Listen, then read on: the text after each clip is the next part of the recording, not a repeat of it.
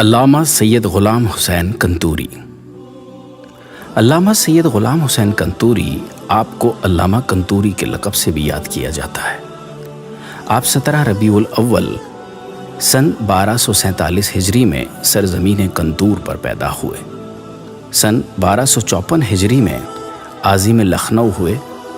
مدرسہ شاہی میں ابتدائی کتب پڑھی اور 8 سال کی عمر میں قرآن کریم کی تعلیم مکمل کی۔ علامہ کنتوری مفتی محمد قلی خان صاحب کے داماد تھے۔ علامہ کی شادی 1262 ہجری میں ہوئی۔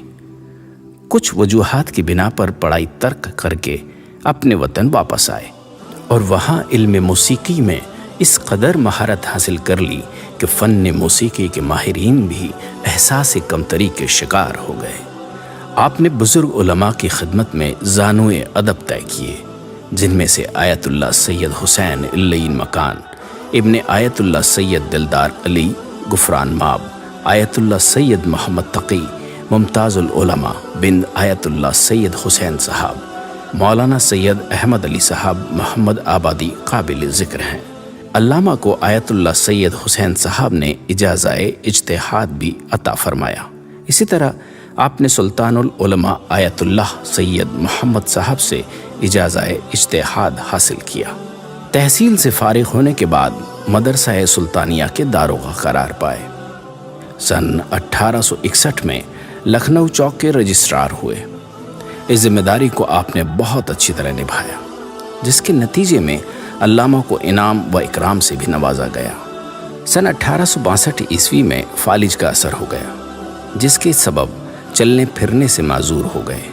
آپ نے ایک رات خواب دیکھا کہ 2 عیسائی خواتین آئی ہیں اور کہہ رہی ہیں کہ ہم تمہیں شفا دے سکتے ہیں، لیکن اس کے لیے پہلے تمہیں عیسائی بننا ہوگا۔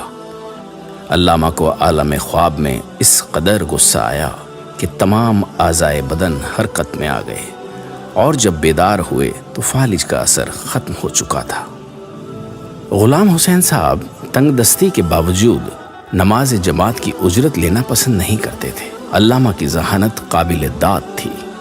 خراب ہوئی گھڑی کو خود ہی ٹھیک کر لیا کرتے تھے۔ آپ علم جفر میں بھی ماہر تھے۔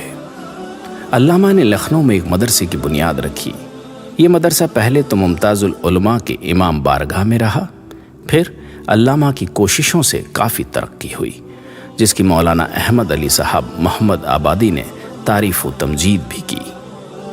تفصیل کے لیے نجوم الہدایہ جلد اول صفحہ 185 کی جانب رجوع کر سکتے ہیں۔ جب آپ نے مدرسے کو تنزلی کے عالم میں دیکھا تو گھڑی اور صابن کا کارخانہ کھلا اور مدرسے میں درس بھی دیتے رہے۔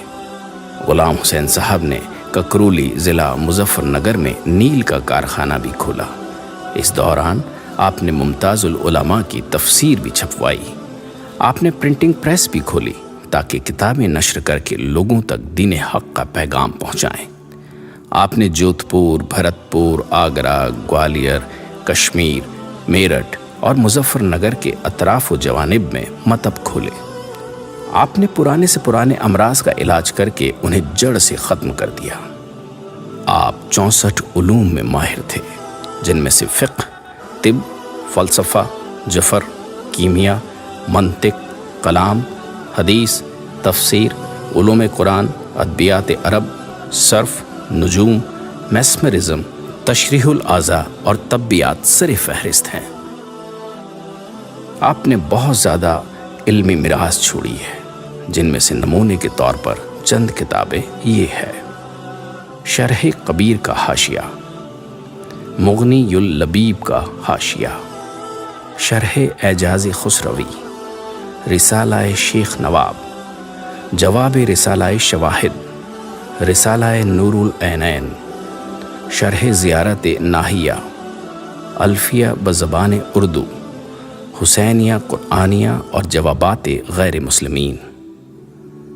علامہ نے اہل سنت حضرات سے مناظرے بھی کیے، جن میں سن 1894 عیسوی کا مناظرہ یادگار ہے، جو بیہڑا سادات مظفر نگر میں انجام پایا تھا۔ آپ دیگر مناظروں کی طرح اس مناظرے میں بھی کامیاب رہے۔ اس مناظرے سے آپ نے تمام علماء اہل سنت کے دلوں میں گھر کر لیا۔ آپ شیعہ سنی اتحاد کے حامی و دائی تھے اور ہمیشہ سنی علماء کے ساتھ مل کر کام کرتے تھے۔ چنانچہ مولانا شبلی نعمانی کے ساتھ ندوۃ العلماء کی تاسیس میں آپ کا اہم کردار ہے۔ علامہ ظاہری طور پر علماء کی مانند نہیں رہتے تھے، لیکن آپ کے تمام کام علماء والے ہی تھے اور ہمیشہ دین حق کے دفاع میں کوشاں رہتے تھے۔ یہ علوم و فنون کا مرکز و محور 13 ربیع الاول سن 1327 ہجری میں شہر فیض آباد میں اپنی ابدی اور حقیقی دنیا کی طرف چل بسا اور تشنگان علم کو روتا بلختا چھوڑ گیا۔